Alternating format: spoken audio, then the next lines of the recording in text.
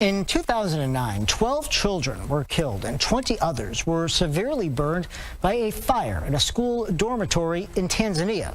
That tragedy led the community to create its first ever fire department. Today, that department is doing what it can to protect the community, but it has little resources to do so. Now, one Vermont firefighter is asking others in our area to help that department gear up. Brian Schwartz's lab at the Green Mountain Technology and Career Center is looking more and more like a firefighter's warehouse. We have way more than I could have expected. Boots, helmets, jackets, and pants. We also have 2 ladders. Schwartz, along with a group of students, took a trip to Africa last summer to work with an orphanage. It was just the most life-changing experience I've ever had. A Waterbury volunteer firefighter, Schwartz decided to visit a fire department in Tanzania. That's when the teacher got quite the education. I just assumed that every nation has a fire department. It was surprising to learn that some place that has over 200,000 people didn't have a fire department earlier than 10 years ago.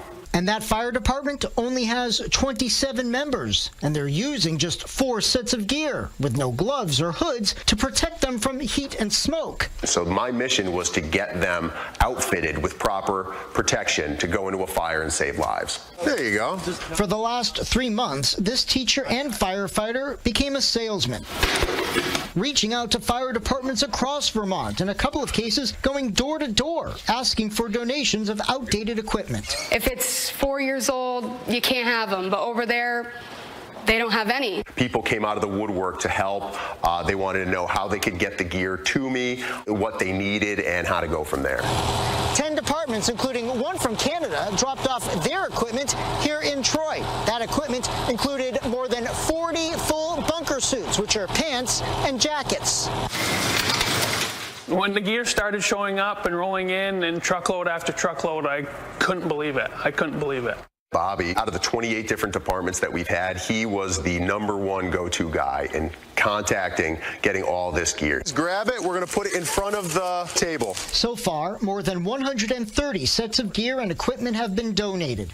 If purchased new, that would have cost more than $400,000. It makes my heart full. I went over there to help, and I'm still back in the United States, but I'm still continuing to help. The outpouring of help, of support and donations came so fast and so frequently that it was really nice to see so many people come together. One man's commitment resulting in firefighter fulfillment. What do you think? Now, the next hurdle for Schwartz is raising the funds to ship all of that equipment to Tanzania. It's going to cost around $14,000. If you'd like to help, you can head over to our website, WCAX.com.